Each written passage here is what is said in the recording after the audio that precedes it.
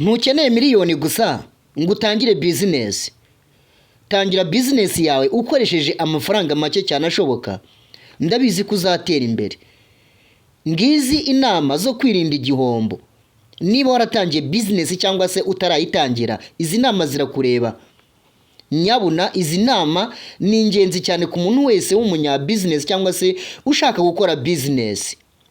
Reka nguhe inama ya mbere yo kwirinda igihombo niba waratangiye business cyangwa se ushaka gutangira business.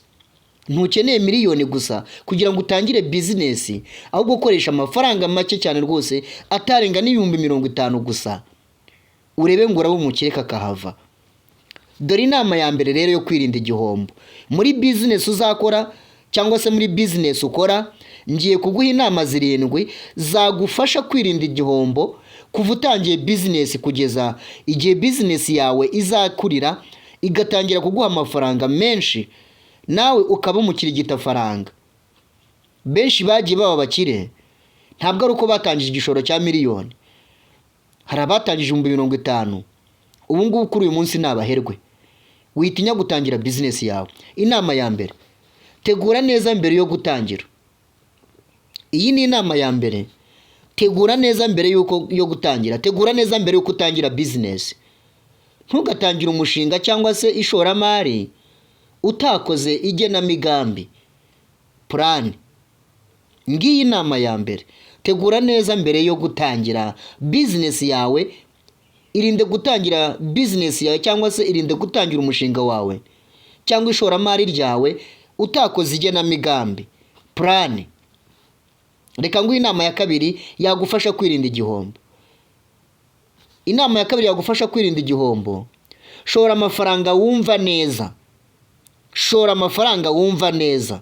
Muri business ntabwo ari byiza gushora amafaranga utari kumva neza. Ntushore aho utumva. Shora amafaranga yawe aho wumva kandi hazakungura. Iga neza ibyo ugiye gukora. Ngiyi inama ya kabiri. Shora amafaranga wumva neza. Ntuzashora amafaranga muri business yawe aho utumva. Iga neza ibyo ugiye gukora, ubanze umenye niba kuko bizaguha inyungu. Inama ya gatatu, irinde gukoresha amafaranga yose icyarimwe. Irinde gukoresha amafaranga yose icyarimwe. Ubonye ibihumbi 100, ugiye guhita ubishora muri business yawe byose. Ubonye miliyoni, ugiye guhita ubishora muri business byose. Oya, gira uyo wisigira ku ruhande. Irinde gushora amafaranga yose icyarimwe muri business ngo yakukumbe usigare mu mufuka nta mafaranga ufitemo. Inama ya 4, genzura neza inyungu n'igihombo. Niba ugiye gutangira business yawe cyangwa se muri business yawe ukora, genzura neza inyungu cyangwa igihombo. Genzura inyungu n'igihombo. Ubanze ubisobanukirwe neza, umenye gutandukanya inyungu n'igihombo. Ubigenzure neza, umenye aho wungukira, umenye naho uhombera, kugira ngo uzabashe kubona izindi mbaraga zagufasha gukosora ahatumye uhomba. Reka turebe inama ya 5 yagufasha kwirinda igihombo ubuzima bwawe bwose, business yawe igakura, ugatangira kuba umukirigita faranga, umugwiza tunga, uvuga rikijyana. Ngira ngo murabizi ko no money no life. No money no life. Time is money. Fata igihe cyawe cyose ugiharire business. Aha, inama ya 5 rero, irinda amadeni ataraya ngombwa. Irinda amadeni ataraya ngombwa. Hari benshi bafata amafaranga ngo nuko bakora business runaka bagatangira kwaka amadeni atari na ya ngombwa. Ukaba ukora business ukaka amafaranga ngo yo kujya gusohokera ahantu ku mazi ndetse n'ahandi hagiye hatandukanye abantu basohokera, nyamara aho hantu hatagiye kukwinjiriza amafaranga ku buryo hazagufasha kwishyura rya deni wafashe. Irinde amadeni ataraya ngombwa igihe cyo cyose ukora business ndetse n'ikindi gihe cyose uzakorera business. Izi nama zirareba umuntu ufite business, umuntu ushaka gutangira business ndetse n'umuntu ukora business. Reka turebe inama ya gatandatu, ariko ndakwibutsa gukanda ku ijambo subscribe niba utarabikora, kugira ngo ujye ubona inama z'ingenzi, ibiganiro by'ubwenge, ubusobanuro bw'inzozi ahangaha kuri Good TV Rwanda. Inama ya gatandatu rero, tandukanya ubuzima bwawe n'ubuzima bw'umushinga. Tandukanya ubuzima bwawe n'ubuzima bw'ubucuruzi. Iyi ngiyi inama ya gatandatu, tandukanya ubuzima bwawe n'ubuzima bw'ubucuruzi.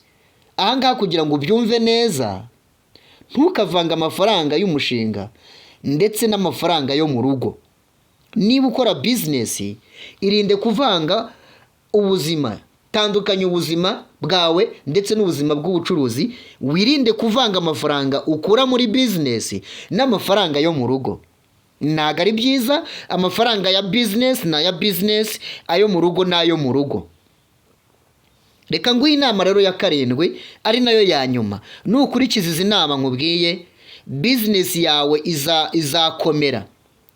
Izareka kuba business y'akana. Amafaranga yose utangije cyangwa se ugiye gutangiza cyangwa se uzatangije cyangwa se ayo watangije, azagenda yiyongera umunsi ku munsi, nawe uzaba umukire kandi uzaba umuherwe.